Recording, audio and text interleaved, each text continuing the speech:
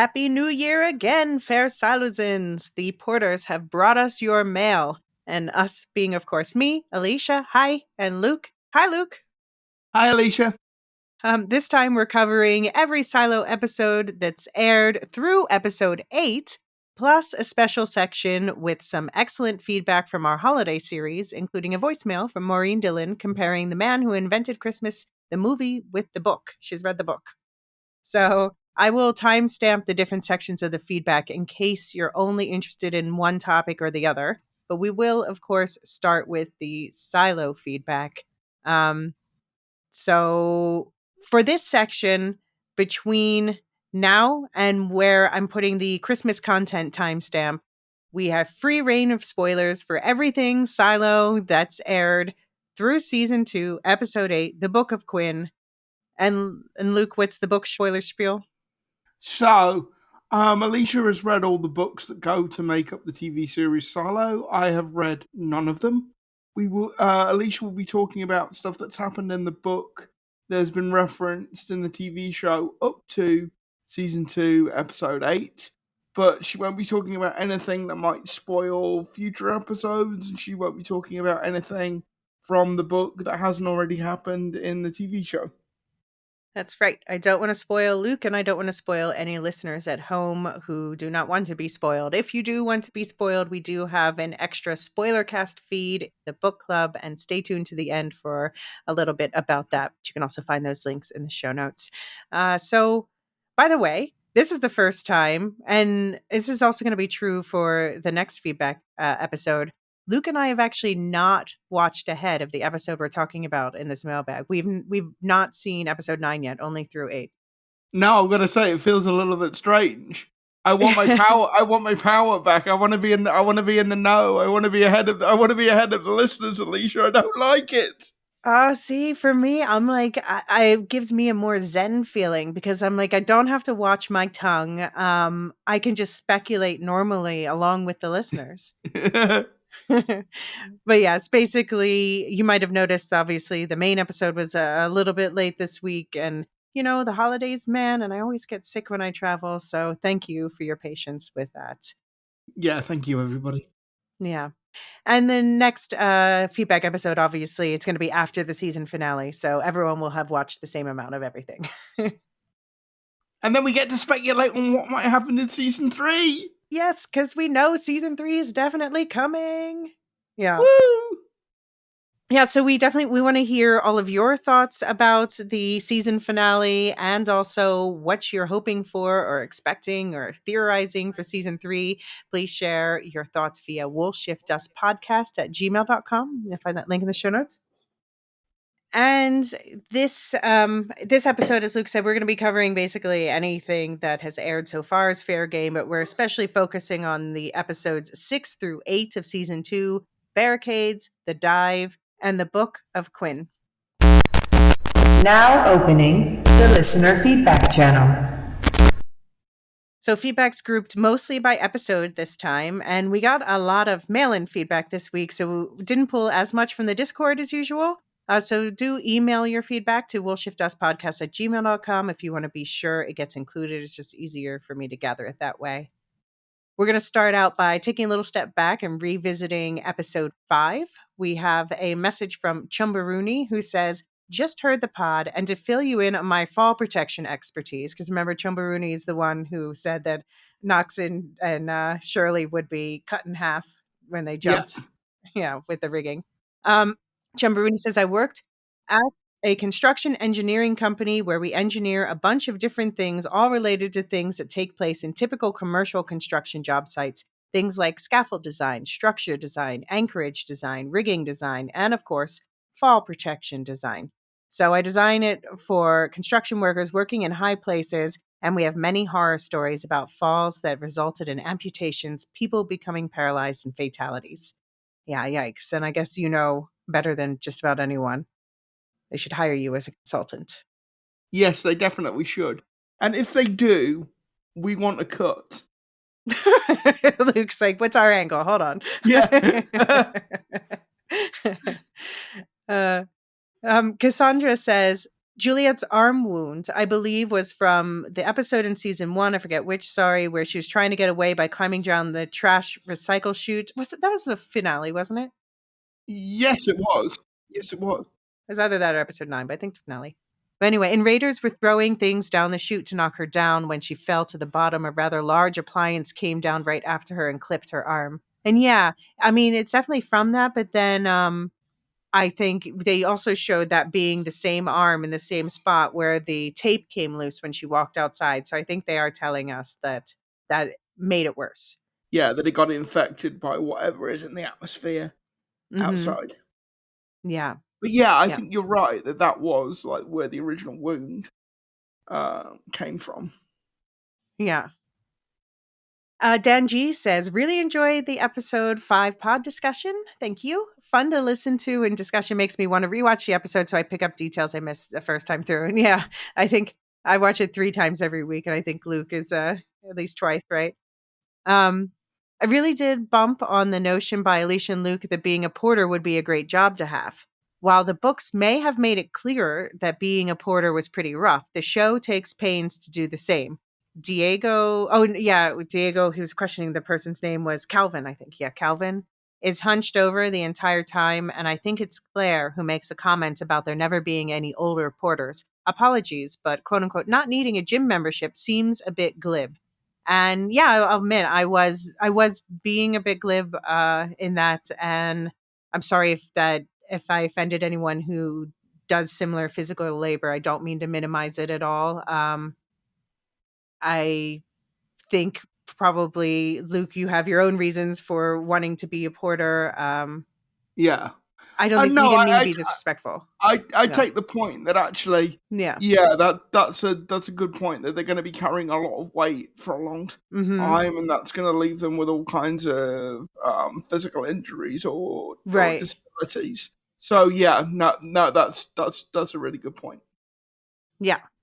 No, we take the point, and I did actually say that the way that Calvin's body language was done, I said in the spoiler cast with Abby that I thought that was very effective in conveying that. So I see that, and I'm sorry if I was a little offhand. Um, and he also says, I think Camille's actions seem odd. But I would wager that she has a plan to get her husband back in power. She does not seem like the type to take a moral stand if there's nothing in it for her or her family. And I think it stands out to me because class and cast are such huge themes in the Silo story, even if they aren't pushed to the fore of the plot each week. This is about the porter, yeah, where silo inhabitants are born determines much of their life, just as it does in real life. The stark manner in which the order directs silo leadership to blame mechanical is also a close reflection of our society. Yes, they have the power to shut things down, but Knox is right. They can only do that once. Their power is limited, and exercising it hurts everyone, not just the people on IT or judicial. And as we learn in episode 5, IT has their own power source anyway. With the already existing prejudice about down deepers in silo culture, getting silo citizens to turn against them is not a stretch. I see Bernard as someone who truly believes his actions are all based on saving the silo and its population. He doesn't want what happened to Silo 17 to happen in Silo 18. I see Sims as superpower hungry. He's pursuing power for the sake of having power, not in the name of keeping the silos safe. It would be a great story arc to follow Bernard from where he began his ascent to IT. And yeah, I would love to see those flashbacks, which are not in the book, but I would love to see it in the show. Luke, thoughts about all of the above? Yeah, I would like to see, not necessarily see in flashback, but just hear Bernard talk more about his youth, Mm-hmm. and where he came from. I do think the point about class and caste being subtext to the whole story is well taken. Mm-hmm. I still want to push back on this idea that it somehow makes sense to turn the rest of the silo against mechanical, because I understand the allegory for our world, for the real world, but the silo is literally a much more enclosed environment, and those divisions of caste and class are much starker in the silo than they are in the real world. And because the silo is an artificial environment, it's not a naturally livable environment, mechanical has enormous power over whether or not the silo functions in a way that no individual group of people in our world, being much larger, being much more complex, being much more decentralized and dispersed. I don't think there is any one group of people that has the level of that has the ability to make the world stop, literally, in the way that mechanical could. So I think this is one of the things where there are allegories to the real world, but the silo is by design a very different environment. I mean, I think that you were right in, of course, a silo is a gross simplification of larger society, especially, there's only 10,000 people in a silo. But I think that's also, what you said about against an individual group. I think that's why we've seen Bernard place so much emphasis in his tactics on getting mechanical to turn on each other. Yes, I think that's true. Well, Jean's got his eyes on the villains.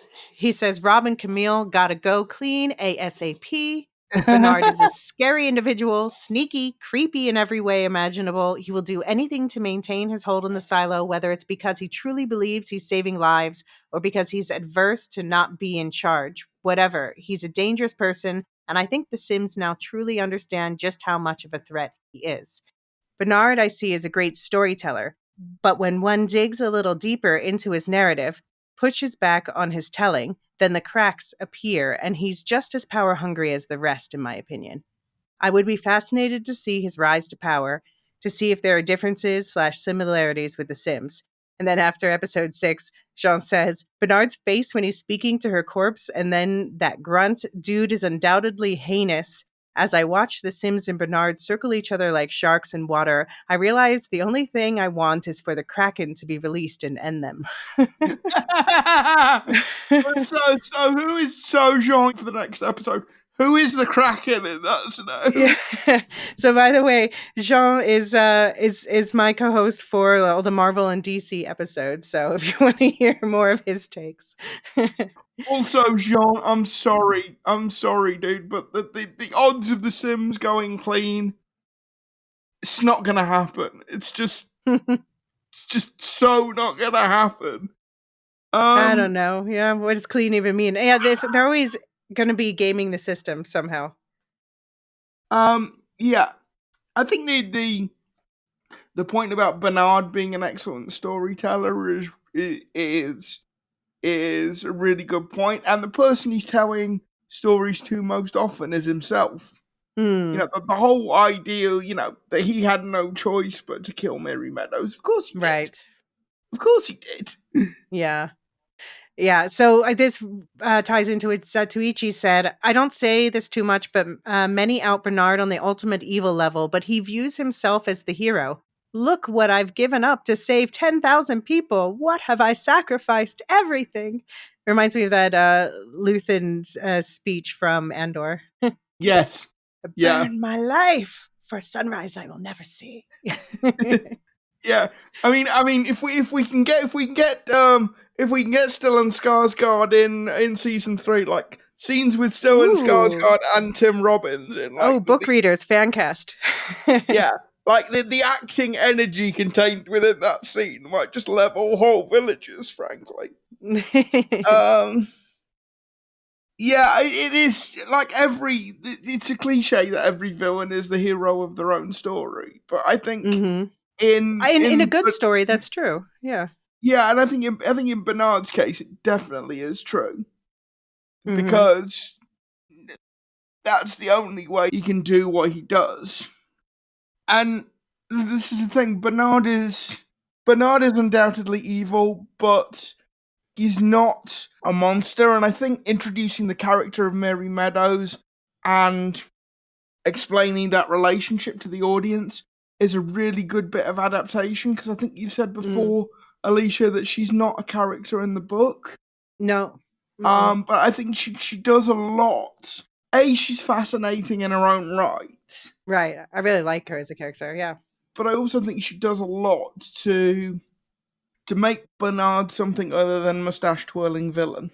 Yeah, but also not in a way where it's just like she exists to flesh him out, because she was Exactly. also someone with her own goals and agency that tells us things about the silo and the nature of the society there. And yeah, and she also helped unlock the Lucas question in a way, like from how do we get Lucas to be Bernard's shadow, because book readers know that's supposed to be coming now, Yeah, exactly. Yeah. And speaking of like things I'd like to flash back on, I don't necessarily think this would be best done in flashback, but maybe Lucas could come across something in Meadows' effects, or something like that, which would give us a better sense of why she was so desperate to go outside.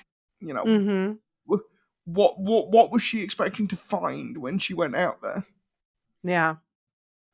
Yeah. Well, I mean, hopefully wherever this scavenger hunt Lucas is on leads, hopefully there lies answers at the end of the rainbow. Yeah. Um okay, so we got a few messages about the nature of the silo system in general. So starting with Cassandra from Massachusetts, from Wareham. Cassandra says, when/what caused the silos to come into existence? Some sort of apocalypse?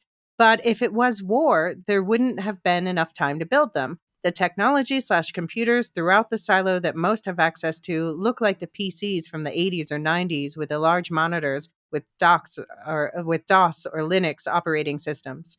And the hard drive that was destroyed looks like an old 20 gigabyte IDE drive I still have hanging around. Haha. However, in the watcher's room, it looks like they're using more modern large flat screen monitors, which leads me to believe the silos were built way before they were occupied, maybe some secret government project. And when people moved into them for reasons unknown right now, the IT department brought more modern computer systems, and the VR headset was from 2015 or so. So what do you think about that? Let's pause there. I think we spoke about this last season. I've always been of the opinion that the disaster that drove people into the disaster that drove people into the silo was probably climate change, or some Okay. form of like natural catastrophe, because it would as Cassandra was saying, war would happen too quickly for the silos to be constructed. So it would have to be a disaster that was slow enough moving to allow you to build the silos, but certain enough in its effect that you would build the silos. Mm-hmm. So it had to be something slow moving yet inevitable in result, and I don't see, apart from catastrophic climate change, what that would be. Um, I think the idea that that when the silos were built and then occupied sometime later is an interesting one. Um, and yeah, I agree with Cassandra that there was probably multiple different waves of technology brought into the silos. I would just say think about the fact that the technology, the less access there is to a room, the higher the technology. So we see like this 80s, 90s stuff around the silos. We see something a bit more modern, a bit like more like our time, a little before our time in the watcher's room, and there's a smaller group of like a dozen people who have access to that room. And then we see the room that only one or two people have access to has the most high tech, slightly beyond our technology. Yeah, and but am I right in thinking Bernard said the VR? No, the headset wasn't from 2019. The video The video, yeah. But I mean, 2019. Yeah. the legacy, it's the legacy because they are keeping they're handing down human knowledge and artifacts, basically. Yeah. So there's going to be, there's also the Etch-a-Sketch. So The Frisbee. What yeah. was it? And of never to be forgotten, the Pez, obviously. Obviously. So Cassandra continues. Also, the fact that Bernard could see what Juliet was seeing through her helmet as she got to Silo 17 had to be wireless/cellular/Bluetooth technology of some sort. Side note, how the heck are all those computers still running? It's been 140 years since the last rebellion, and there have been other rebellions, so they must have come way before that, hundreds of years ago. Still confused in the timeline. And I have to say, there is people are always asking, like, how does the food last that long? How does the supplies last that long? And I have my head canon, but I can't say until we find out more. Okay. Well, but we do know exactly how long it's been. Because Bernard says it's been Right. 352 years Right. cumulative. Yes, now we do. Yeah. Yeah. This email was written before the latest Oh, episode. So okay. yeah. Um And she says, I think the silos are all connected for power and possibly communication purposes. The tunnel near the top in the diagram on that, it's on the bottom in the diagram in the hard drive, has wires going through it, which is why silo 17 has limited power. Oh, I see. So there's the tunnel at the bottom, and then there's wires going into IT and judicial. So it seems they have outside power somehow. Other silos are providing the power, Cassandra theorizes, as Solo said, from the outside. Maybe just some are connected, or it's an entire spider web network of all 50 silos. Do you think it could be like that, like a backup system where they can back each other up if someone goes down and they can at least Yes. keep the servers Yes. running? Yeah, I think that's what's happening with Silo 17. But it's not just the servers. They've clearly got in just enough power to keep the farm running as well for like a minimal level of food and oxygen as well. But something that Silo 17 has that we don't see in Silo 18 is wires being strung across the ceiling. So it does seem that they're kind of piping Yeah. the power to or from somewhere, Yeah, because they didn't interesting. say that there's wires to the farm on the diagram that they found in 18. Yeah. Yeah, good point. Hopefully, yeah, we'll find out more about that this in the next 2 episodes. Only 2 episodes left. um, She says, I think Bernard knows there's other silos and knew about Silo 17's rebellion, but was still horrified to see the carnage through Juliet's helmet. And yeah, I think you're right. If Juliet does make it back to Silo 18, is she just going to knock on the camera, say, honey, I'm home, and expect them to let her in? Imagine the chaos that would ensue. Can't wait for the rest of the season. I think after the season finishes, I may start reading the books. Yeah, exactly my question. Like, how does she think this is going to go? Well, I mean, Solo does kind of raise that issue, which is if you go back to Silo 18, Hmm. what do you think's going to happen? Because that was what Solo was saying. You need to fix the pump first in case they don't in case that goes wrong and you end up either dying in the journey or they end up not letting you in. Right, right. Yeah. Yeah. Okay, so this is a good place to take a pause. And when we come back, we're going to dive into episode 6 questions and feedback. Just a second. All right, so Dan G says in episode 6, we can already see how the quote unquote blame mechanical plan is having potential. Mechanical is not a monolith, and people there are pointing fingers and wondering why they should possibly sacrifice their own family for the sake of Knox and Shirley. Walker had to give a pep talk in an effort to keep Mechanical united under their oppressors. Yes, they can shut everything down, but they also fear reprisal for doing so. A real life equivalent to this are immigrants in the US. Whether here with proper documentation or not, they are easily blamed for the country's ills. Immigrants have plenty of power by virtue of their jobs.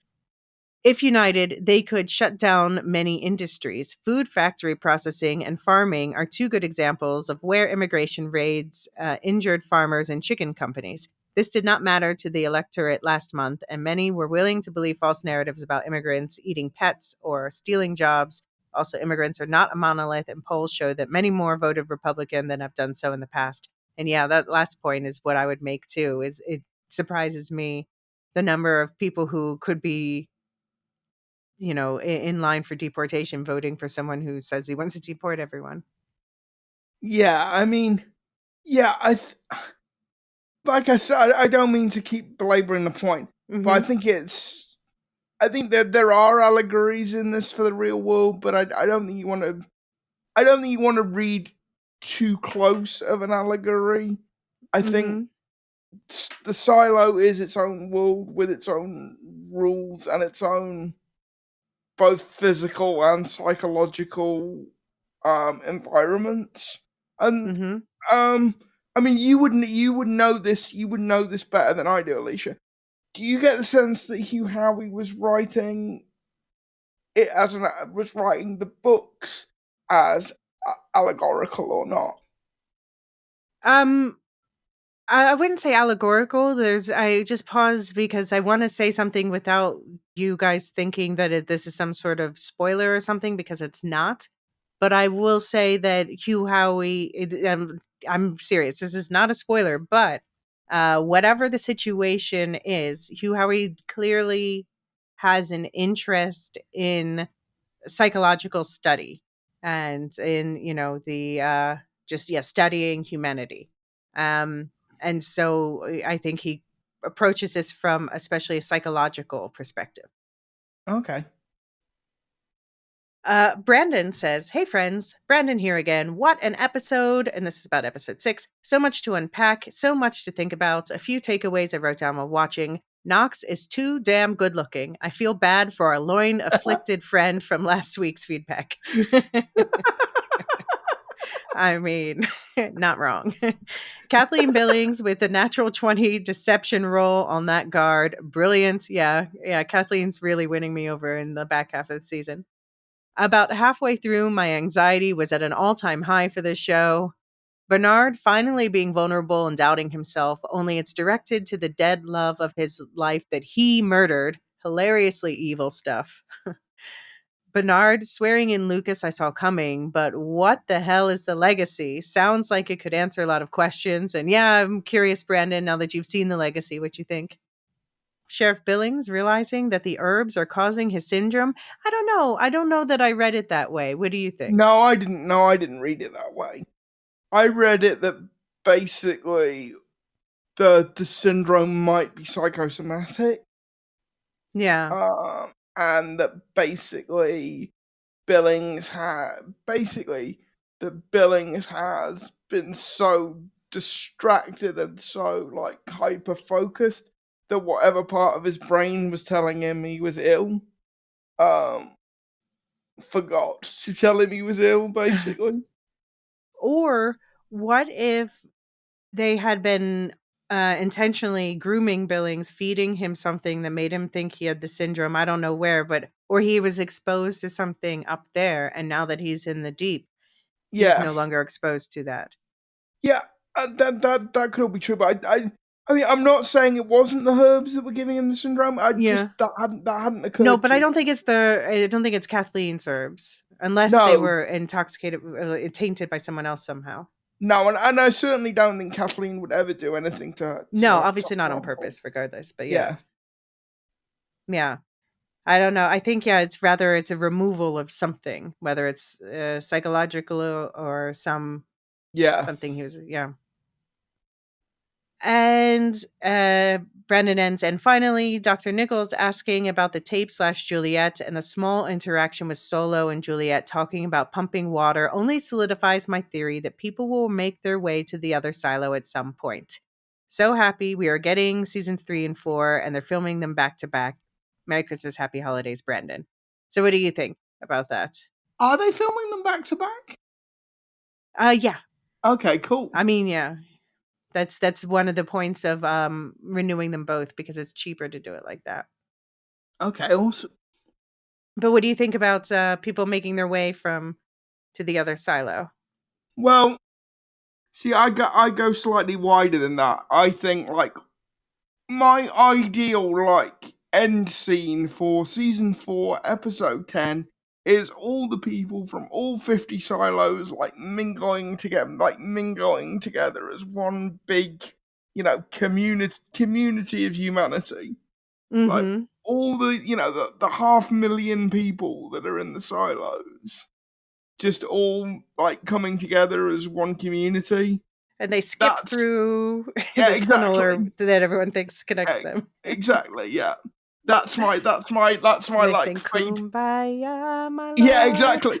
I'd like to buy the world a Coke. But We yeah, are the that's like world. Yeah. that's like my end scene fade to black. Last episode. Yeah, All right, let's see. yeah. um, so Christina J, the aforementioned loin-afflicted friend, says, Elysia and Luke, great coverage and discussion as always. Finally, some hot and sexy schroxy Sherlock's scenes between Knox and Shirley. Knox with his shirt off doing his best Amos Burton impression, Expanse reference. And I appreciate that Expanse reference because I think that Amos is the one truly good character on the show. He's a brilliant character. And yes, hot. The entirety of this episode, his lust factor was gaining stock until it exploded. Very much like my loins when that kiss finally happened. Way to thirst trap, Apple TV. I think Luke's dying.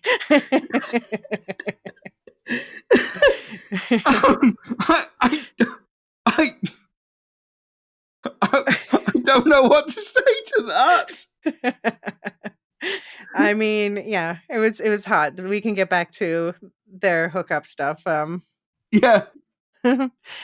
She says, I'm with Luke. I have to keep reminding myself, Bernard, you bastard, you killed Mary Meadows, and we're all mourning, so how dare you join us? LOL, still an impactful scene as previously Bernard, in order to follow orders, had to emotionally tie himself off from his humanity. Mary, with all her cleaner, offensive relics, proved he still held on to this emotional tie despite the risk. However, the minute that risk comes into the light and he, quote unquote, felt, he had no other option because his mind simply cannot conjure truly going against the pact or the order, I would say, Elysia interjecting. And despite his desire, Mary wasn't interested. Welcome to indoctrination. I think that aspect is important and allows for the empathy one feels for Bernard and even Sims to a certain extent. If the actor were better, sorry, Luke. Common is talented artist acting at this level. Yeah, so Luke loves Common. Christina's not convinced. Okay. Wouldn't do for us all to think the same. I No. think that the idea of indoctrination is a good way is a good way of putting it, Mm-hmm. because I thi- I th- I just keep coming back to that line that Meadow says. It's like trying to imagine a color you've never seen. Like Yeah. Mm-hmm. That Bernard was such a good is line. Bernard is so hardwired into the world as prescribed by the order Mm-hmm. that that he can't think outside of the parameters set by that. Mm-hmm. And so he is, in the most sort of literal sense, indoctrinated into following the logic of what is in that book, regardless of whether that logic makes sense. Because, as we said on the episode 8 review, he keeps going on about the risk this rebellion is posing to the silo, but nobody has talked about opening the airlock. Right. Nobody's talked Yeah. about anything that would put the silo at risk. But Bernard can't imagine a scenario where there is a rebellion that is not the end point of, because the order says that any rebellion runs the Leads to risk that. of Mm-hmm. Mm-hmm. Yeah, yeah you make a good point. Yeah, and Christina adds, of course, it's easier with our free will to demand he simply shake his invisible chains, but we know to be removed from a cult, it's about deprogramming. And unlike, say, The Sims, the proof of his actions going awry is something he literally can see. Yeah, yeah like he can see Juliet going to that dead silo, and yeah, the and horrors there. and I mean, so far as we know, we might be this might turn out to be wrong in future episodes and future seasons. But as far as we know, like his relationship with Mary Meadows is the only significant emotional relationship that because we Right. don't know anything about Bernard's parents, Right. family. As far as we know, he doesn't. As far we know nothing about them if they even existed. His So as far parents? Oh, I mean, yes, his parents okay. obviously had to I use exist. somebody has the AI Bernard theory. Are you buying Well, into that yeah. now? No, but there's a possibility that he could have been orphaned. Okay. Um, um, Mm, but yeah, I think what I'm saying is, so far as we know, like his relationship with right. Meadows is the only like emotionally significant relationship we've ever seen him in. Yeah. Christina says, in my mind anyway, his hunt for what Quinn left behind is absolutely irrational to the point he actually makes Lucas his shadow due to an emotional itch he likely doesn't fully understand. What kept the woman he loved from being with him. While surely it will certainly lead to revelations, this is the same man that was so against learning anything outside the order, he immediately smashed the drive to begin with. Now it's obsessive. Something tells me whatever the truth is will devastate him. I almost feel sorry for him in that. um, Paul Billings has opened an investigation into Meadows, considering Sims and his wife were in charge of the campaign and it was Sims who actually has prints on a murder weapon. Do you think Bernard will take the opportunity to kill two birds with one stone? Do they have the technology to like look at prints? Have we seen that? No, we haven't. Or at least I don't think we have. I No, I wonder. can't. Oh. I can't think of. No, I'm pretty sure we haven't. Yeah, did we ever see anyone get fingerprinted? I don't know. Write in if we're forgetting something, but Yeah. she says, side note, do you think the silo has the ability to complete an autopsy to the extent that it can detect poisoning? The fact that she isn't recycled yet makes me think it's possible. So yeah, this is a couple episodes later and we haven't heard anything more. So I'm assuming she was buried, but that's a good question. Like how Yeah, much I do mean, they examine? she was in a morgue. She was like Mm-hmm. laying on an exam table. So, Mm-hmm. and if they have, we know they have doctors. So why wouldn't But they we have? know that they Why do wouldn't not they? have microscopes because when Hannah, Juliet's mom Ah, tried to make a that's microscope. that's true. Yeah. Yeah, that's very true. So I guess that would get in the way unless they could do some chemical test. Yeah. Um, No, I think that's an interesting gray area. hmm So Rebecca Fan says, a good tight episode about episode 6 with a quicker pace. I liked the constant beat in the background music this episode. Billings and Kennedy, what a powerful scene. I am immensely curious how Billings will deal with the new info. I loved Walker and Dr. Nichols together. That small scene added some much needed closure to the relationship with Juliet. Bernard and Meadows, wow. Tim Robbins is dynamic in this show. And Bernard nerding out a little with Lucas was fun to watch. I do feel for Lucas. He must be near a breakdown with all that's happened to him in such a short span of time. A great episode all around. That said, I'm beyond ready for Jules to return. Well, yeah, I'm curious what you thought of the last two episodes. There's lots of Juliet, especially in the last one, but yeah. Yeah. Ashley S says that scene with Billings and Patrick. Wow, I kept thinking, here it is. Here's what we really see who Paul is when put to the test. And man, did he show up. That chair slam was powerful. So, hey, people agree with me that he pulled that off. Uh, Loving all the development in the down deep, but I'm afraid of who might be the rat down there. No one is safe, not even the department heads, as Martha pointed out. Watch out, Knox. Well, yeah. So the first rat was obviously Maeve. We know by now, but now we've got Martha as the rat, and I can't handle yeah. No, that sucks. it. That sucks. Erin K said, I did a rewatch and am surprised that Juliet had an infection. I thought for sure it was radiation poisoning from a time outside from a potential nuclear war. Now I'm questioning my theory on the world. So, I'm not going to weigh in on that. Yeah. Dan G says, I don't really trust Bernard to keep Lucas as his shadow beyond the point Bernard needs Lucas and his abilities. I can see Bernard cutting Lucas loose, even if having him sent back to the mines once Bernard decides Lucas has used up his usefulness to him. And I'm just going to point out that Dan wrote this before he saw the latest episode where Sims says basically exactly this. Okay. And Sub-Zero agrees. If anything, Lucas's life expectancy dropped when he became the Shadow. Okay. So there's some points in that. We talked about that a bit more in the main episode breakdown. All right, moving on to episode 7 feedback. Elisa says, thrilling episode. Love seeing Bernard start to lose control. The legacy reveal was insane. Why hide all this history and information from the people in the silo? I guess Silo 17 is more than just Solo.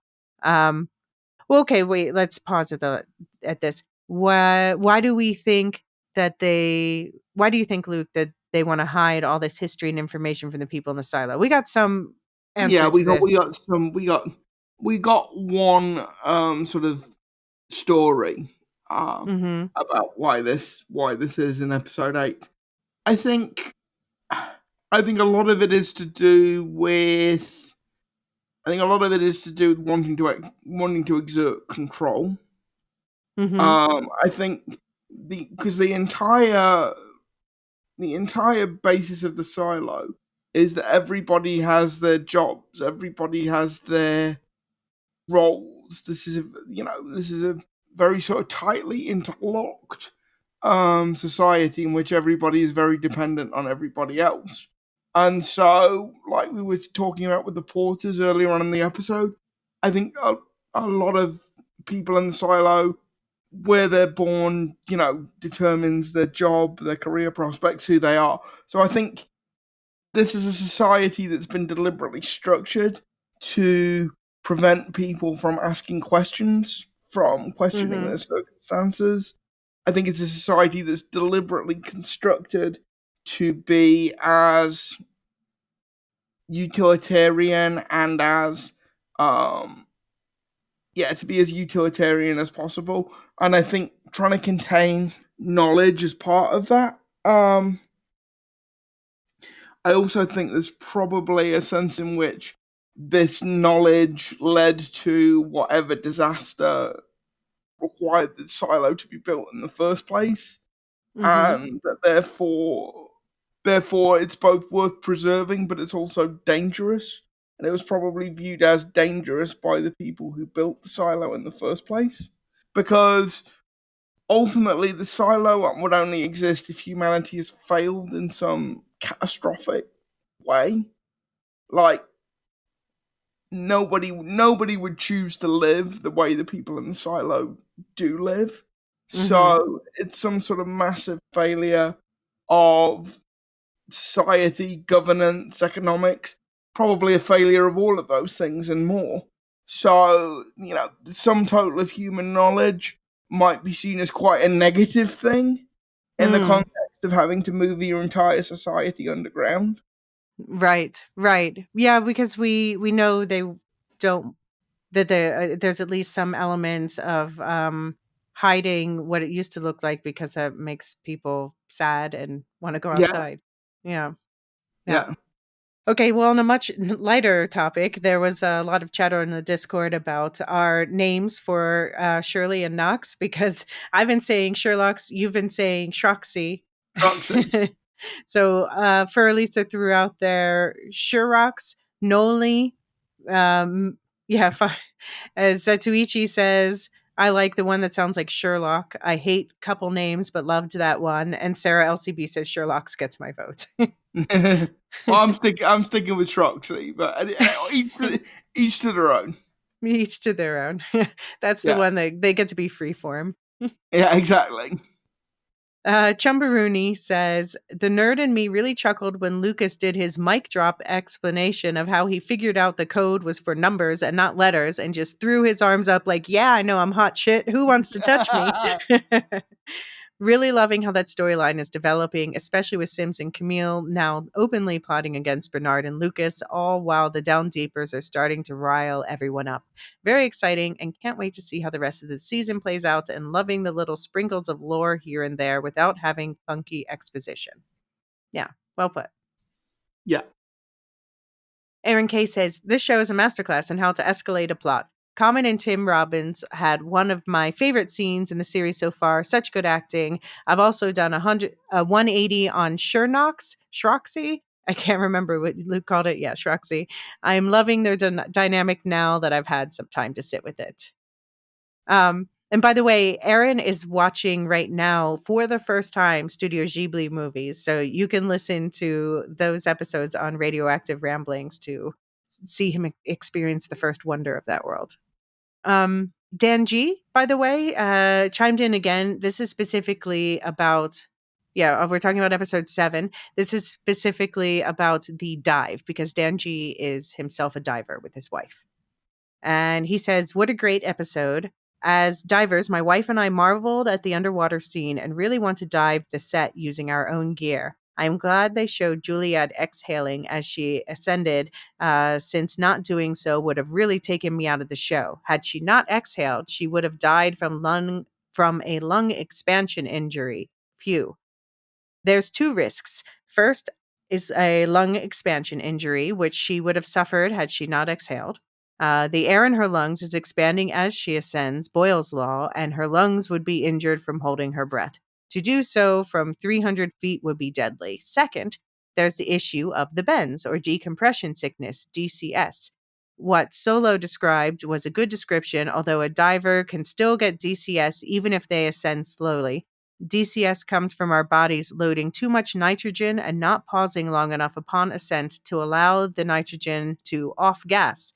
DCS can also occur from the nitrogen turning into bubbles from ascending too quickly.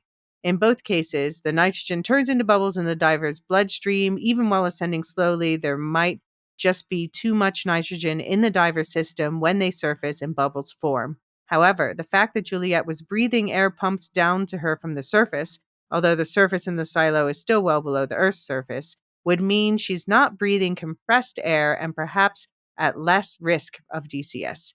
There's also the issue of O2 toxicity, oxygen toxicity. At prolonged exposure to deeper depths, O2 becomes toxic and can lead to convulsions. Again, the fact that Juliet is breathing air from the surface and not compressed air changes some things. I've posted on a scuba diver forum to see if anyone has theories. Fun to think about. I still want to dive the set. Loved the episode. And I hope it's clear I'm not bagging on the show or episode because the dive sequence is not scientifically accurate. It doesn't really matter too much to me, but it does make for fun discussion and general nerding out about diving and sci-fi. The fact they are pumping air from below the Earth's surface might change some of the diving science. The way in which the silo is able to have clean breathing air is not clear, and that might impact the air Juliet breathes on the dive, and its impact on her body.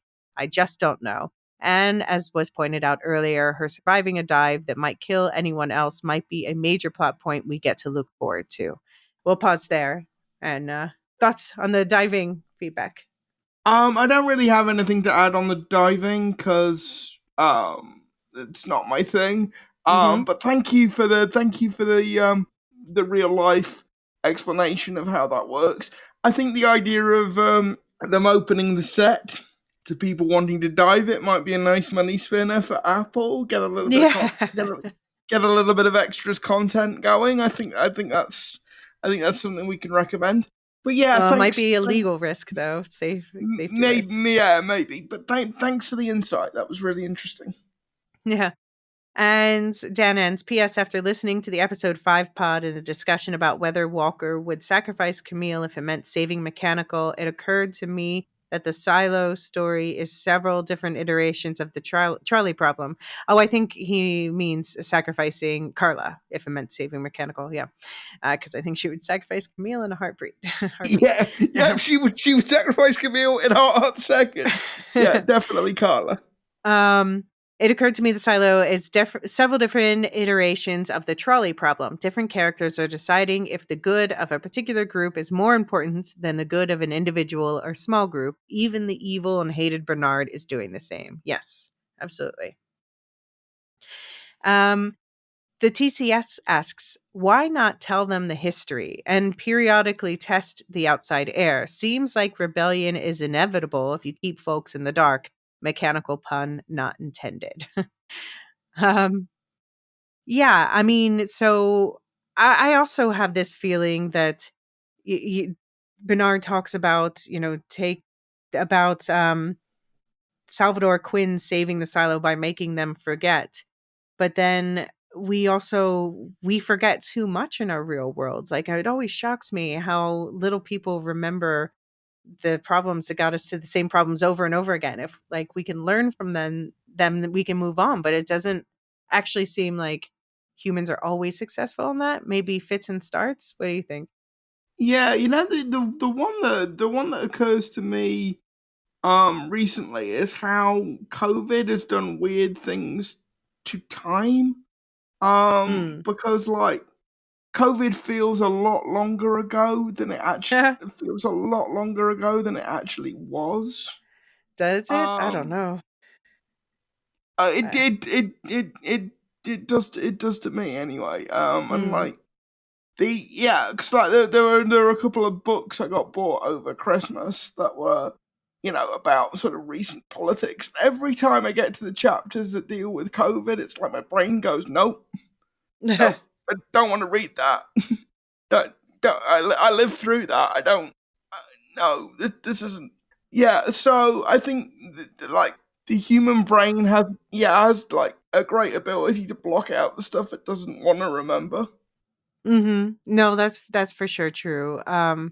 I think, yeah, for me in COVID, it feels so recent because I'm still dealing with the ramifications of it. So it's like, well, it can't have been that long ago if I'm still not like past this health thing or that, career thing. Fair enough.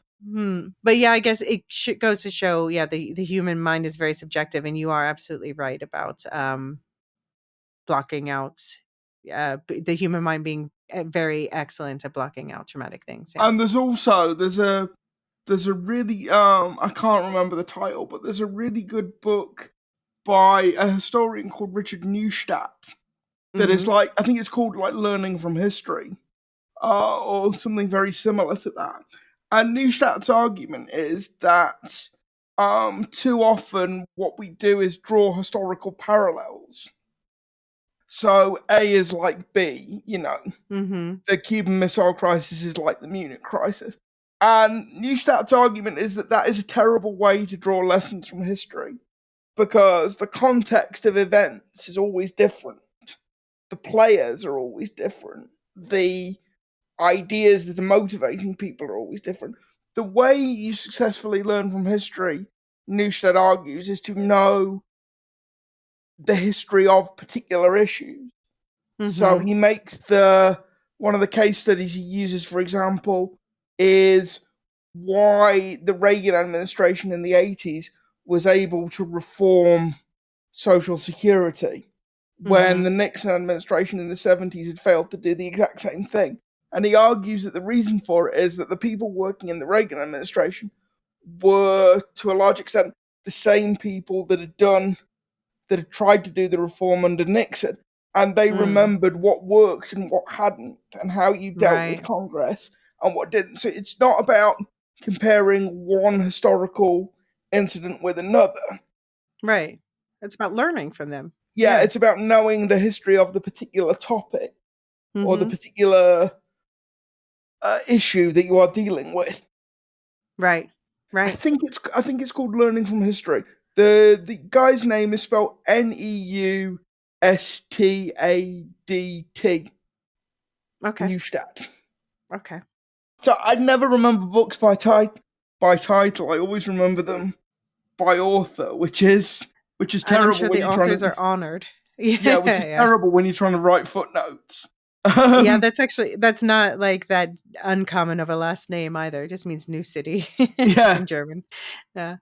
Um, okay, so Ashley S says, if it's a controlled experiment, then you don't want your subject to have autonomy. If it's not an experiment and it really is all about the survival/extinction, then whomever is in power must think keeping people uninformed on life before must be critical to everyone's survival. And yeah, I mean, I guess this is we've I asked you about this before when talking about why hold back the legacy. Um, but I think, Ashley, you nailed it, basically. yes. I don't think we can say it's not an experiment, but I think what we've No, she learned said in if. Yeah, yeah, two like possibilities. I'm not sure. I've gone off that. I went on that theory, then I came off it, then I went on it again, and now I'm sort of off it again. Okay. Yeah. Tina says, maybe the science in the dive scene is technically accurate. Not even sure about that. Well, we just heard from Dan about that. But as a diver myself, the scene looked very wrong to me. If you take into account all her circumstances, a few days ago, Juliet couldn't even swim. Now she is doing what looks like 300 feet dives without proper gear, a self made air pump, and having to do some actual physical work on the ground. I remember a simple thing like finding properly fitting diving goggles took me ages. And if that doesn't fit, you won't be able to see anything because all you do is fight against the water coming into your goggles. That emergency ascent, man, that made me nervous. Unlike others, I couldn't see her constantly breathing out bubbles, but maybe I didn't look closely enough. Having said that, it looked cool and the rest of the episode was very good. But for my part, I don't need to see another scene of Juliet MacGyvering her way through Silo 17. We know she can build anything, Smiley. Yeah, I'm like I say, I'm not going to get into the diving, but I am definitely with you on the MacGyvering. This is starting to wear a little thin. Although I think by the time we get to the end Well, of this episode time, 8, yeah, I think by the time we get to the end of episode 8, the story has moved along. But right. yeah, Now I we was got an getting actual like fight with kids, yeah, but she'll go on. yeah, but I'm with you there. I was getting a little bit tired of the constant Yeah. MacGyvering.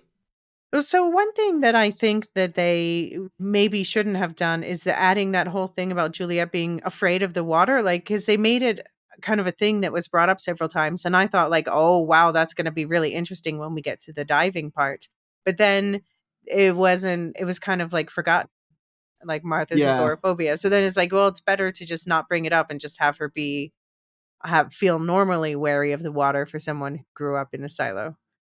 yeah, and like it's you say that it's been pointed out correctly that Juliet can't swim, but actually, could anybody in the like that wouldn't No, be a skill you acquired in the no. silo? Nobody would be able to swim, right? Yeah, Because where would they learn? where would they practice? Where would they learn? Yeah. Yeah, unless the people are swimming around that digger. Oh man, no. Oh no, no, no. um, Barb's 2795 says, I'm guessing the reason Solo went ballistic about, or maybe it's 2795. Anyway, I'm guessing the reason Solo went ballistic about Juliet challenging him being Solo is the Vault computer is voice and identity specific, and so is programmed to respond to him as Solo, but not anyone else. That's what I took from the scene introducing Lucas to the computer in 18's Vault. I personally think he's Russell's son, and they both hid in there during the rebellion. Yeah, so the thing about the computer recognition, I didn't think about that angle, but I think that's a good point. Yeah, no, that is. I hadn't thought of that at all, but that's a really interesting point. Yeah, And yeah, if the only thing you are speaking to keeps telling you are Solo, right. like even And at some point, even if you know you aren't, you're going to start to right. think that you are.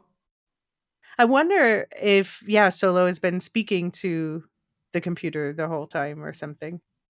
Yeah, I wonder if that also I just keep thinking about him saying about not being real, if maybe the computer was another voice that was not real or something to him. yeah. No, that is an incredibly good point. You get a gold star for that, definitely. Well, I'm going to pass it on to Barb's for that excellent point about the voice recognition in the computer.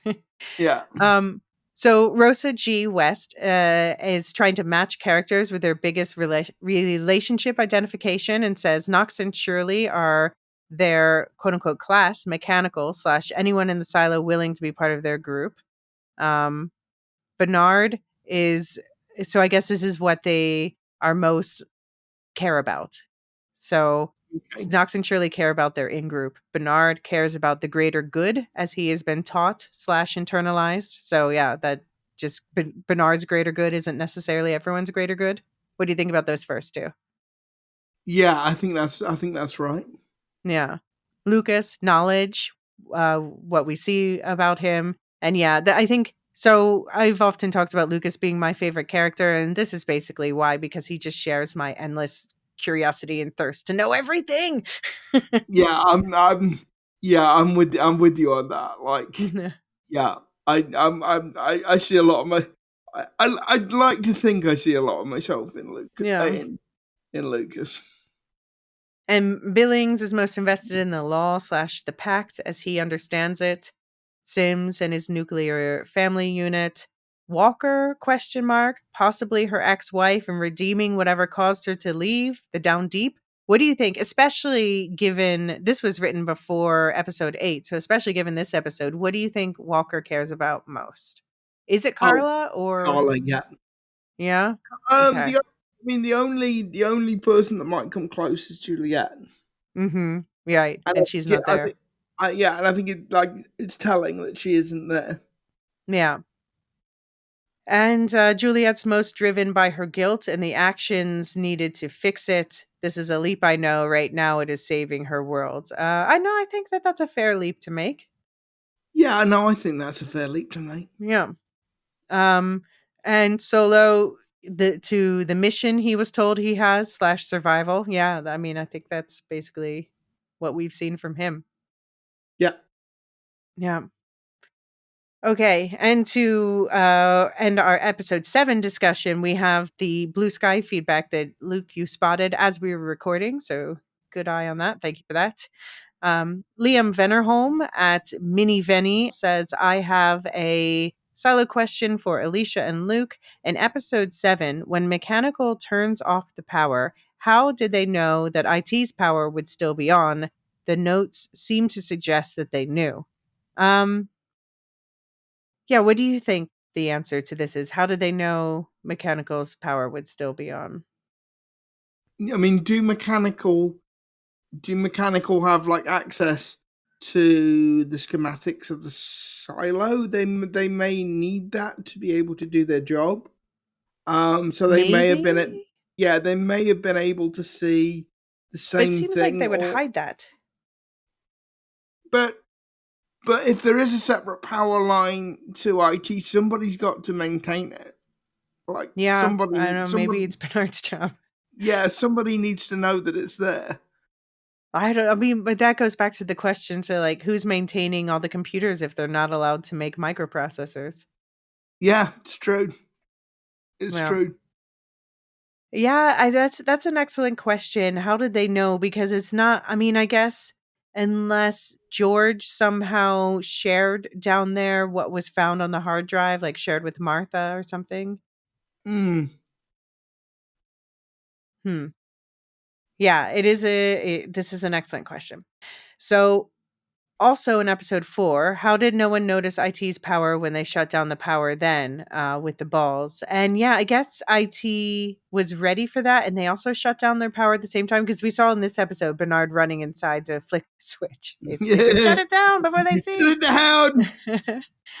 I just say in the book, there is a similar scene where like the power mechanical turns out the power in the silo and IT's light stays on. But they did not know in that instance that IT's light would stay on because they were just as surprised as everyone else.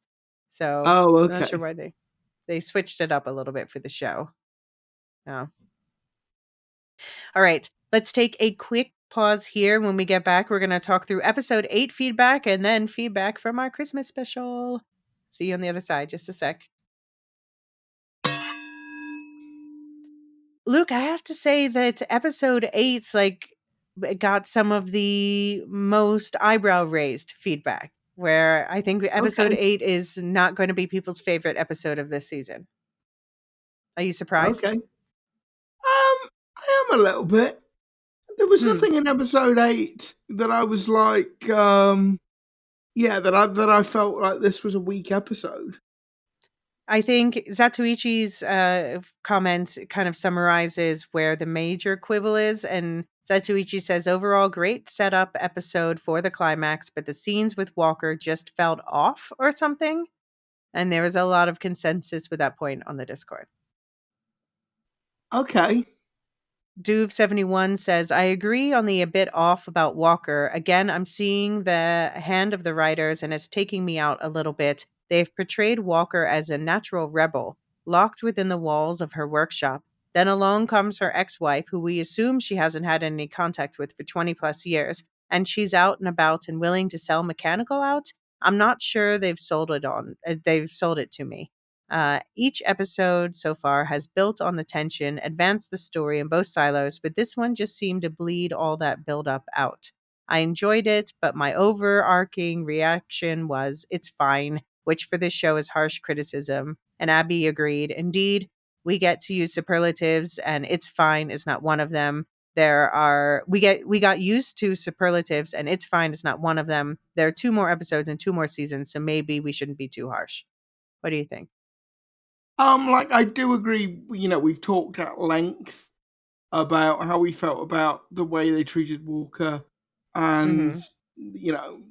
the way that her agoraphobia, Agoraphobia, yeah. has been treated. I don't have a problem with Carla and the fact that they haven't seen each other or they haven't really interacted for 20 years because people can still very feel very intensely attached Mm-hmm. to one another after all that time. And I think what sells that for me is Harriet Walters' performance. Like Mm-hmm. I never had any. Like I understand the point that people are making, but I think Harriet Walter really does sell the depth of Walker's affection for Carla. Yeah. So no, I've got to be honest, that hasn't taken me out. That hasn't taken me out of the story. I do Okay. agree with the point about the agoraphobia, but no, I don't agree with the point about the relationship with Carla. Yeah. Okay. The TCS says, I agree with all the comments about Walker, the writer's lack of getting me that deep emotional bond with her and Carla, although in previous episodes I really could see the love and the ease with which Walker caved. What got me to the selling point was imagining who in my life I would allow someone to torture because of me. That's a hard one. And now that she's seen her, it's going to be even harder. Yeah, I think that's a good point. Like, even her intense affection for her ex-wife aside, just imagining that anyone's going to be tortured because of your actions is a very strong Yeah, motivator. yeah, I think that's right. Yeah. I hope we get their backstory. Having it prior to this would have helped, but late is better than never. I think that will need to be really good just to get me to the point of understanding Walker walking into what she knew, or at least on some level, had to be a trap. Hmm. I hope. I wonder if, like, why they're keeping the backstory, because, like, that's also like 25 years, like the whole Judge Meadows thing. So could there be some 25 years ago flashback coming that's going to explain why everything went tits up that year? I mean, maybe I've got to say, like, I don't feel any strong need to have that backstory. Hmm. Quite happy I'm quite happy to believe that I wouldn't be opposed to knowing why Carla and Walker's marriage failed, but Mm-hmm. I don't I don't need that to be sold on their relationship. Yeah. Hmm. Yeah. I guess I'm with you. I just be just mostly because I think now I'm like, oh, we only have 2 episodes left. How much are you gonna pack in there? Because there's Yeah. stuff I'm waiting to happen. uh, so Paul Kent writes, I don't like being too critical. The actors are brilliant. I'd have them all in a movie version. Books must be hard to adapt because it's a collection of short stories with many timelines and character arcs. But I feel the TV show has too much focus on props or deciphering riddles and has sacrificed characters. We get glimpses of the emotional dynamics through great acting, but not enough. What do you think? Mm, I think about I think there's a distinction to be made this season between Silo 17 and Silo 18. Because I think Mm-hmm. Silo 17, yeah, I think the constant MacGyvering got a little bit old. Yeah. And I'd like to have seen just more conversation between Solo and Juliet. And also it just seemed like one bad thing after another was happening to Juliet in a Mm. very, very condensed space of time. Um so For Silo 17, I'm kind of with you there, Paul, but for Silo 18, no, I don't think so. I think there's enough else going on, and like I don't have to know every character's backstory. I don't have to know every character's backstory. Well, so Paul does actually agree with you. Paul adds, by the way, I love FX and visual candy, except Wool as a book is really about people, and says TV season 2 struggles to balance the action between Silo 17 and 18. It's like watching two different shows, except the events in Silo 17 are far less interesting than Silo 18. Maybe they should have made more changes to the books to improve the on-screen theater, got Lucas shadowing sooner by mid-season, then to enable him to meh, meh, meh, meh, meh, meh. Yeah, so yeah, maybe I think that I do feel I get Paul's point in that they were treading water a little bit with the Silo 17 stuff, and I do think they actually do. Literally and Literally. literally and figuratively. But there is a lot of MacGyvering in that version of the books, but it feels different somehow. And I think maybe some of it has to do with the limitations of the set, whereas the book, you literally have an entire silo to work through.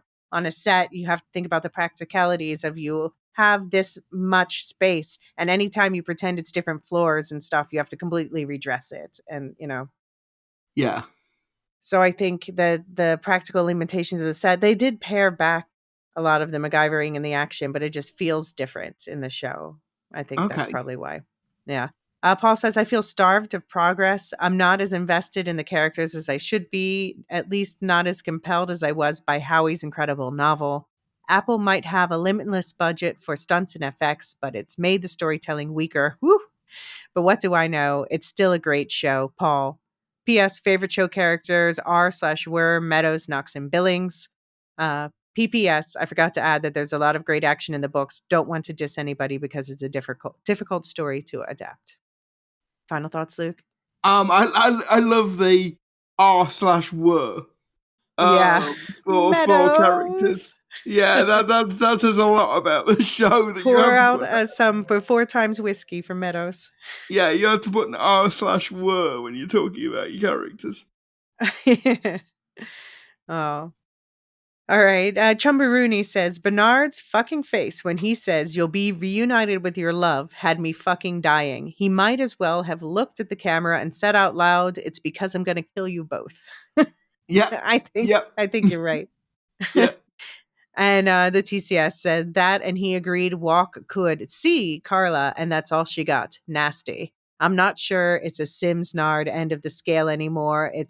He's all alone now on the end. Yeah, like I say, I think we're going to keep Sims Nard, but only out of tradition, only out But we of know custom. Bernard's But yeah, fallen off the scale. Bernard is definitely off at the end by himself. um, and the TCS says, I texted my sister immediately when Lucas got a change of clothes. Crying emojis. Yeah, it's a small thing, but it's been driving me absolutely up the wall. Like you can almost see because like I was talking to your like co-host. Pigpen, Yeah, I was talking to your co-host Abby, and the only explanation I could come up with was that Lucas was deliberately not showering to stop Bernard standing too close to him. I mean, valid. Yeah. Did Meadows try that one? And Abby replied, I love this theory, not showering as Bernie repellent. Bernard's so fastidious that I bet that would be a thing too. Yeah. I bet Bernard was the one who was like, Lucas, I know, lots of books. I get it. Take a shower. Take a shower. Get a change of clothes. Yeah. So Lisa says about episode 8, lots of setup. I was hoping more from Lucas deciphering the code. Pretty much an average episode for me. I know someone called Walk and her turn on the Discord. Actually, no, that was Luke on the pod for episode 7. More MacGyvering by Juliet. Hopefully next episode will build on the setup. And yeah, I think that's a common sentiment. And you said similar that I think this is why people are more meh on this episode, because it feels like it's putting things into place for the last 2 episodes. And it's not just the MacGyvering as well. It feels like the only point of Juliet's character this season is to suffer. Like she Yeah. just goes through one agony only to fall into another. It's like I just need something good to happen to Juliet at Yeah. this point. Yeah. Maureen says about what Sims said to Lucas. Somehow I think Lucas could beat Bernard at chess, so we'll see who is more steps ahead. And yeah, as I said during the main episode, I completely agree with that. I think that Sims cannot even conceive of anyone being ahead of Bernard. Rocky Zim says, and this is our last silo piece of feedback. I'm thinking Bernard is going to have a rough time going forward. He's getting cocky and manipulating too many people. Something is going to backfire. I think maybe Bernard does something to Camille, and then Sims finally gives Bernard what he deserves. I enjoyed Juliet's part in this episode.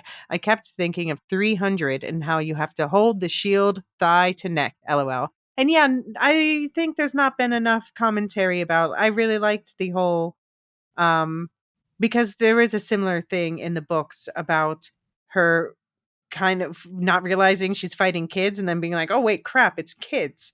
You know, even though they're a little older here. Yeah.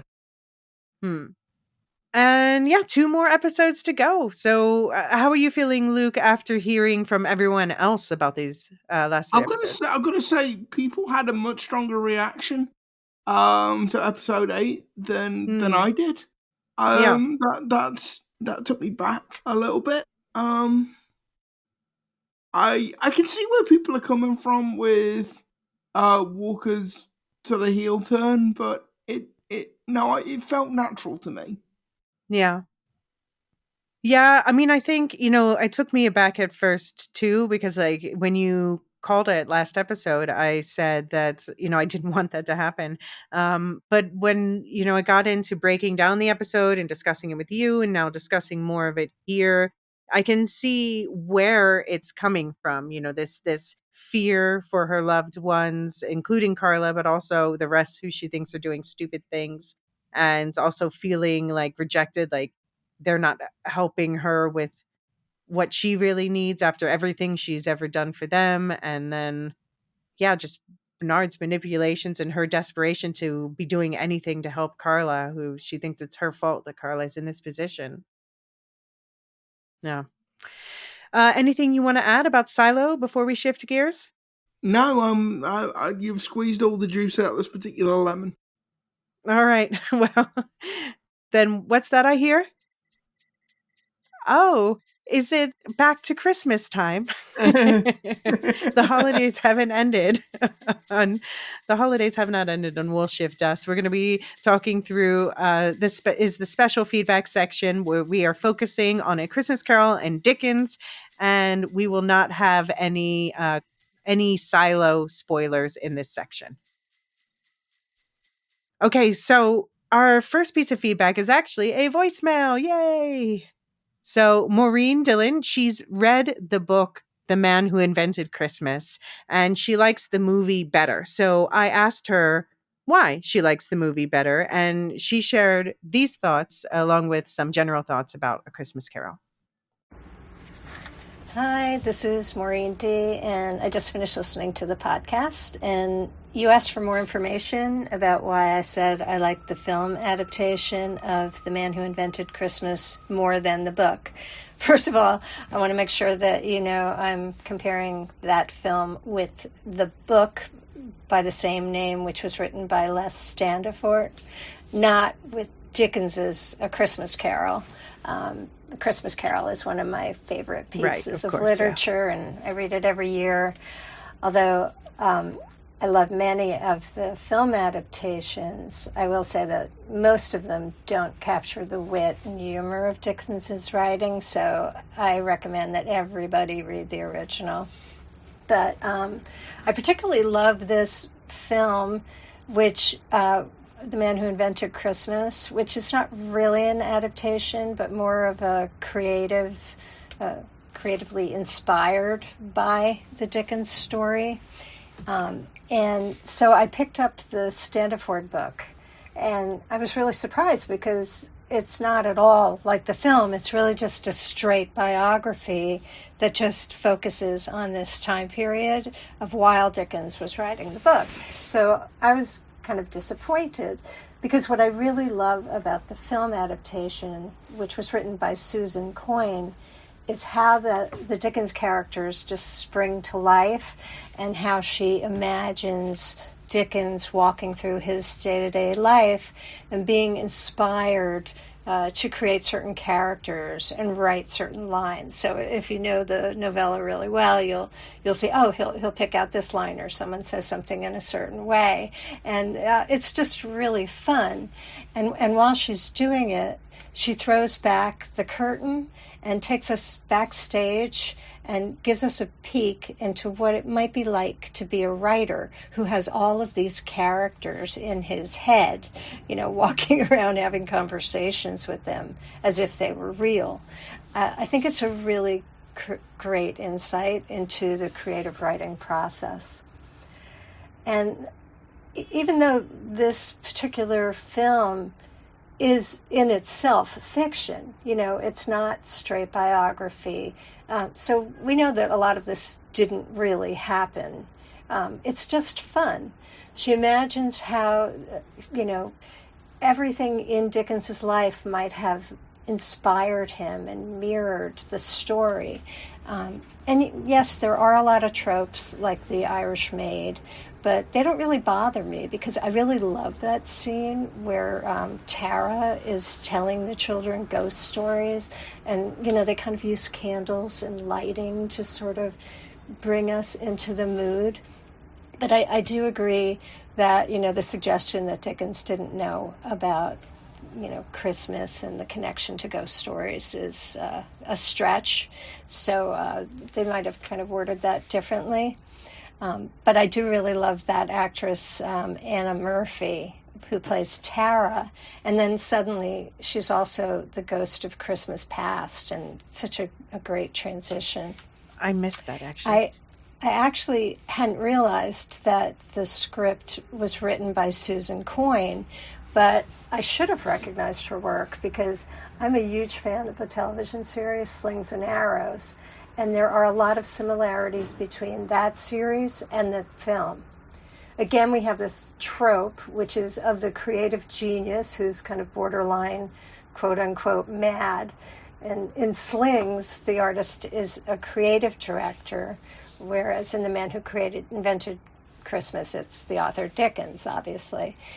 But in both cases, the artist is more or less haunted while creating their work, and they start to lose that boundary between art and life. In Slings, the director is played by Paul Gross, and he's just, really great, really kind of out there. And he's being haunted by his former mentor, who's played by Stephen Ouimet, during a production of Hamlet. So you kind of have this obvious parallel going on between Hamlet's ghost and this director. And in The Man Who Invented Christmas, Dan Stevens plays Dickens. And, I mean, if you saw him in Legion, you know how he can just skate that really thin line between... He's brilliant in Legion. Between sane and not sane. In Slings, it's this little small theater house, so you kind of feel like you have an insight into what it might be like to work in a small regional theater. And they produce Shakespeare plays. So in a similar way, you have a favorite piece of literature, so you get to kind of revisit that, and then there's this parallel going on in real life with the actors. So they're doing a production of Romeo and Juliet, and then the actors playing Romeo and Juliet strike up a romance, that sort of thing. So there's always these multiple layers of the theme going on. Highly recommended if you can get your hands on watching this. I binge it all the time. It ran from 2003 to 2006, and there's some guest appearances by up-and-coming actors like Rachel McAdams and Sarah Polley. It was all up in Canada. But I admit I am a sucker for stories in which the fictional characters come to life and then interact with the author. I also love Miss Potter, and in that you see like Beatrix Potter creating a watercolor, and then Peter Rabbit literally pops out of the page and interacts with her. So I just love that. So in any case, thank you for all of your coverage, and I guess I will see you online. Thank you, Maureen. That was excellent insight into, I can't believe you happen to have both read The Man Who Invented Christmas and seen the Slings and Arrows show. So that was really interesting comparisons to see the difference between them. And yeah, I completely get your point about the film, because when we were talking about it, I did say my favorite part was indeed, that the characters coming to life part. And yeah, I see exactly. And you rather liked it, Luke. You liked it even Yeah, more I than me. did. Yeah, I I was did. medium and you were warm. Yeah. And thanks for that, Maureen. That was very, very thorough feedback. And I want to go and I'm going to go after this is done. I'm going to see if I can find Slings and Arrows. Yeah, that sounds That great. Yeah. sounds And like it's really worth watching. yeah, it does. I'm so glad that you've seen that. Because I'd never heard of it before. And yeah, that sounds like something up my alley. And definitely with parallels to A Christmas Carol, in addition to Hamlet, obviously. Definitely. And Maureen also said online, listening to your comparisons of adaptations, and you really need to see the Jim Carrey Disney version, Dutch Tiles, Ghost of Christmas Past, etc. And yeah, it's definitely on the list for next year. I do keep hearing that it is perhaps the most faithful. Yep, definitely on the list for next year. Yeah. And I also, on the Dickens front, I wanted to throw another thing out there that popped up. It was a funny coincidence that, so in the Dickens intermezzo episode, the one that Maureen's also responding to, I talked about Dickens meeting with Poe in the US and discussing ravens and whatnot. And I've been listening to this new podcast called Poe Evermore that blends Poe's life with his stories. And it so happens that the Christmas special was a fictionalized version, a dramatization of the first meeting between Poe and Dickens. So I'll put a link in the show notes for anyone who's curious, not at all affiliated with us, but just funny. It's the same topic. And again, it does a similar thing that The Man Who Invented Christmas does, where, they talk about this. And of course, they do talk about ravens at this meeting, but then also we see inspirations for A Christmas Carol pop up at this pub in Philadelphia. So it's a fun little listen. All right. Peter OH says, hey, Elysia. Hey, Luke. So excited to share my thoughts on Muppets Christmas Carol. This one's especially to you, Luke. Have loved it since I was a kid. My absolute favorite thing is the music. I basically know the soundtrack by heart. Next best thing is probably Michael Caine, the perfect foil for the Muppet cast. I do really enjoy the Muppets in this movie, but I haven't seen any of the other Muppet movies, to be honest. Oh, wow. Nor do I plan to, unless Michael Caine is in that movie too, obviously. LOL. What do you think of that take?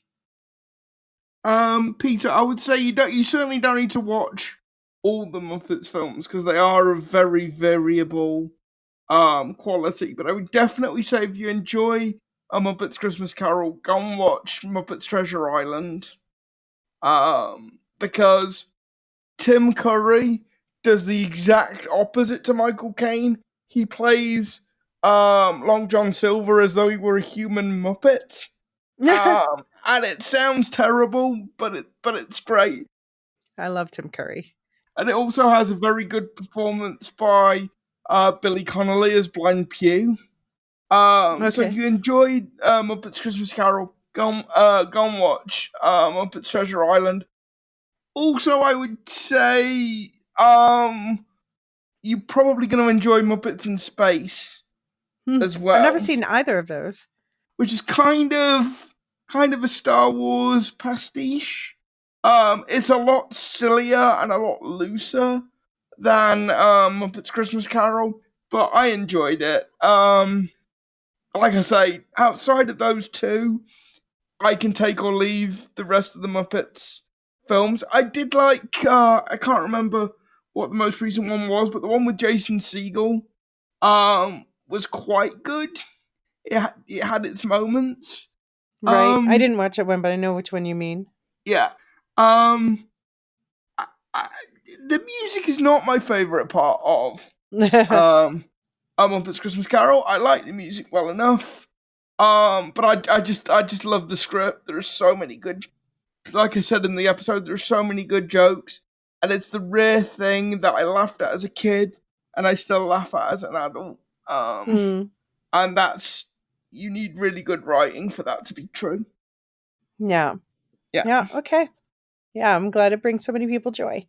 So Peter continues, what I love about the story of A Christmas Carol is the hope that influential evil humans will realize the error of their ways and reform. A lovely thought, especially in 2024 and 2025. For hope is never mere, however meager. Hashtag trying to stay positive. And yes, I see that Lord of the Rings reference. So I'm reading a book at the moment called Character Limit Uh-huh. about Elon Musk's takeover of Twitter and its transition into X. And I'm reading that and I'm thinking, never has an individual needed to be visited by three spirits. Yeah.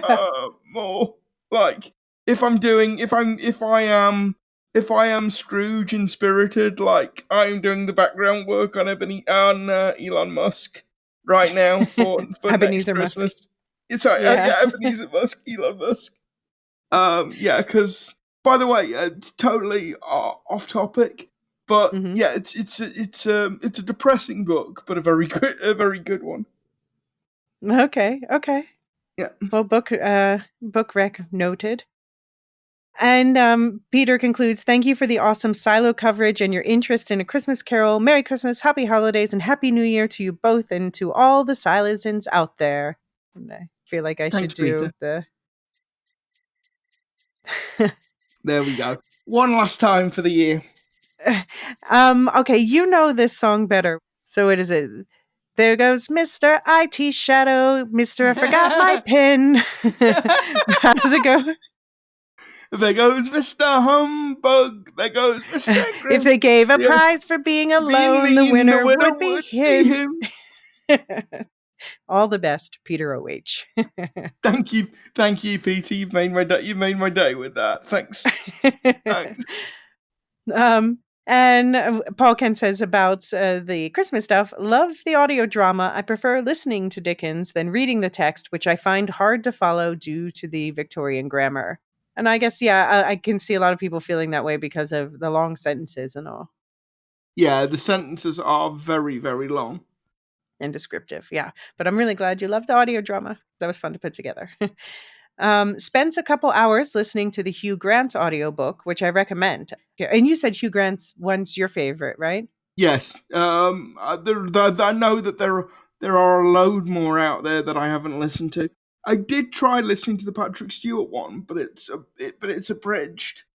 I mean, Oh yeah, we have a piece of feedback about that as well. Yeah. yeah, I don't know why anybody would want to abridge A Christmas Carol, but for Save an all hour. for all the talent that Patrick Stewart has, if I'm going to listen to A Christmas Carol, I want to listen to the whole thing beginning to end. That's fair. That's fair. Yeah.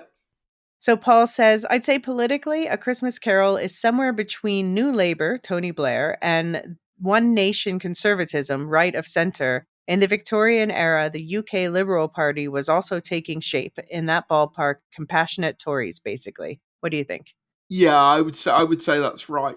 And like Dickens was involved with the Liberal Party. He was basically offered the candidacy for, I think, Reading, but I can't find I found that on Wikipedia, but I can't find what backs that up. Okay. So I know he turned it down, but he was a great fan of Lord John Russell, who was one of like the early liberal statesmen. Okay. So Dickens was both a personal friend and like a political admirer of John Russell. And yeah, like I think we talked about this in the Intermezzo episode. There's a very interesting argument about whether the text of Christmas Carol is a left wing or a right wing text. And yeah, I agree with Paul that I've always read it as a sort of one nation, noblesse oblige Tory book. basically.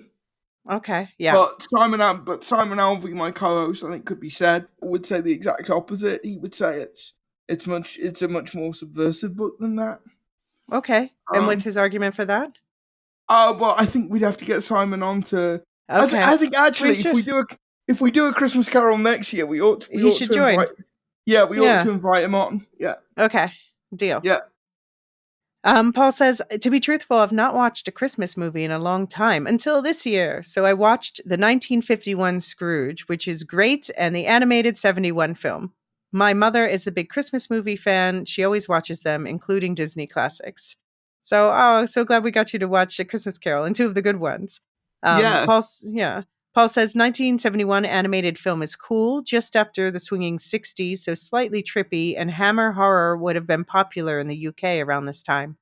I'd have only seen it on a monochrome TV in the 70s, which would have made it even spookier. Nice.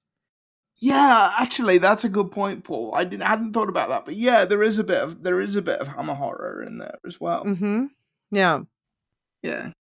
Based on your podcast analysis, the Scrooge character reminds me of my late grandfather, who was a great guy to be around as a child, but hated Christmas and opted out most years. Stayed home while my grandma visited family. He was never mean.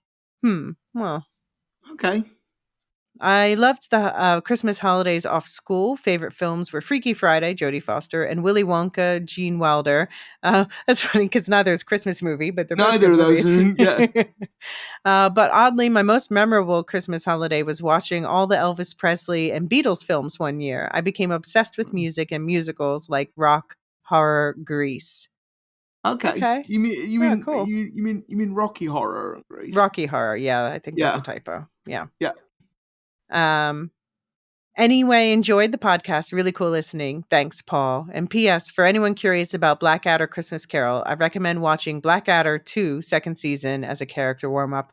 Are you a Blackadder fan? Have you watched? Yeah, no. I both watched them, but I used to have the entire set of Blackadder 2 through Blackadder Goes Forth as audio cassettes.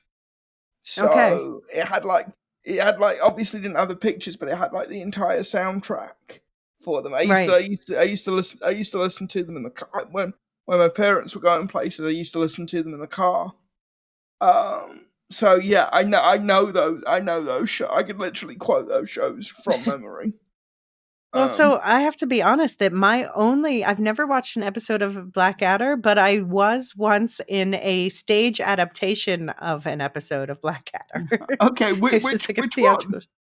Oh gosh, what was it? I was playing they're all like medieval set, right? So I was playing a nurse in a castle, which is probably like all of them. I don't know. Because I wasn't familiar with it. That's the thing. The first season is medieval. The second series is Elizabethan. The third series is like the Napoleonic Wars, and the fourth season is the First World War. Okay, so it makes sense. He's saying catch up on the second season, and you're saying that's the Elizabethan season. And we talked about in the Dickens episode how the Elizabethan era was held as peak Christmas. Yeah, no, I think the reason why Paul says catch up on the second series is that there were different writers between the first series and the second through fourth. So the character in the second series onwards is actually quite different from the character in the first season. The first season is much more slapstick. Than the rest of it. Interesting. Okay, and apparently that's the only one I've been exposed to because that's a medieval one. Yeah. Okay, well, I mean, I need to catch up on Blackadder. I know it's like a hole in my cultural, I won't bring up again that I haven't seen Sopranos either, but there's only so much time in a day. There's only so much time in the day. There are only so many hours in the day. Right. All right, Lestu says, speaking of, Sir Patrick Stewart reading A Christmas Carol is a work of art. I listen once a year. I had forgotten it's abridged, but it's Captain Picard. I mean, it's excellent. But yes, abridged. But like, the whole unabridged thing is only 2 hours 45 minutes long. Why would anybody feel the need to abridge it? This one's an hour shorter, but it's Captain Picard. But yeah, no, if I have never listened, I'm not really much for audiobooks. I've been dabbling a little bit, especially as, like, for instance, Star Wars has some audio primary, storytelling things, and so I'll listen to it in the format it originally comes out in. But I've never done it with A Christmas Carol. Next year, I'll try one. Yeah. The Hugh Grant one. Yeah, the Hugh Grant one is very good. Okay. Dali V says, thank you, Elysia and Luke, for your episode, Christmas Carol Classics. It kept me entertained while baking many Christmas cookies. Oh, that's perfect. Oh. I grew up watching each of the classics with my mom, and the Muppet version being a staple and favorite as well. Recently, I've enjoyed the Disney animated version from 2009 with Jim Carrey and Gary Oldman. So another recommendation for that one. So many versions, never enough time to watch them all. Happy holidays. Wow. Yeah. Thank you, Dali V. And yes, Jim Carrey, hardcore, like right at the top of the list for next year. Yeah, right at the top of the list. And you're certainly not wrong about the number of adaptations. I think had I known how many adaptations there were, I might have suggested something else. So it's probably like, yeah. Well, I mean, this is why when you first came to me, I paused for a minute and I was like, okay, well, which ones are we going to do? Yeah, but now that I started putting together the list, we've got at least 2 more years of this coming. At least, yeah. The TCS says, I'm so far behind. I did watch all the movies and listen to all the pods. Holidays and travel kept me offline. Great discussions. Well, you beat the feedback episode, so yes, glad that you could send in your feedback. Says, I have lots to say, but we'll try to focus. Most important, Elysia, you are not alone. Muppet Babies, yes. The rest are not really my cup of tea. Also, I'm not a huge Bill Murray fan. Like, vindicated. Vindication! Best Scrooge is clearly Scrooge McDuck. He won by burying Marley at sea, even with a pre-paid funeral, and then he forecloses on Daisy's cottage, plus the laundry. Yeah. I really enjoyed It's Christmas Carol, not only for Carrie Fisher, but because it's the first iteration I'd seen with only one person doing all the specters, and it's the first time I saw any consequence. When that little girl asked if Carol was the one who fired her mom and shut the door in her face, I clapped so hard. Finally! Finally! And then the mom followed up. It was great, even if in the end it all worked out. Agreed on the rebellion that goes poof, and then the feast at work should have been go home now. Yeah, we talked about there's a few films where it's like, this is not reformed if you're forcing people to have your party instead of their own. I gave a lot of space to the twists and was able to enjoy the divas more than you two. I thought the heartbreaking childhoods really packed a punch, but agree the endings left a bit to be desired. Vivica A. Fox and Robin Givens as the Spectres were super fun for me. And yeah, I mean, first of all, the second one, you and I were both, I thought that the second Divas movie, A New Divas Christmas Carol, was awesomely bad and you were meh on it. Yeah. But I had fun with it. I think it was very bad, but I still had fun with it. But you and I both did love the first A Divas Christmas Carol, didn't we? Yes. Yeah, no. I did the Vanessa Williams one. I liked a lot. And not just about her, but about the overall movie. But also the overall movie. I think for the 2022 version, I think if I were being entirely fair to it, it was probably a mistake to watch it back to back with the 2001 one. Because you couldn't help but compare the two. I just think for the 2022 one, I think you summed it up perfectly. My opinion was meh. If it were a color, it would have been beige. And for me, it would be like child's finger painting, but that's still adorable. She says, circling back to Mickey, I found that Scrooge to be the rudest in the end, because not only does he invade the Cratchit house, he brings the whole town, and also had all the kids carry all the gifts he gave to the Cratchits. I know it wasn't meant that way, but wow, laughing face fire emoji. At the end of the 2022 musical, Scrooge does it right, giving the kids money too, since he too made the day about himself. Yeah. Final notes. Everyone I told about this asked about the Muppet version, and my sister was inspired to pull out her Mr. Magoo version. Don't know if that's on your list yet or not, or if it should be, laughing. And hey, I actually, it was already on my list for next year. So we're doubling down Cool. on that. Thanks so much for doing this. I really had no idea this was such a big thing. I should have also mentioned that this adventure introduced me to the Philo, Hula, and Canopy apps. I was on a quest to find them all. Yes. So that was the end of our Christmas Carol feedback.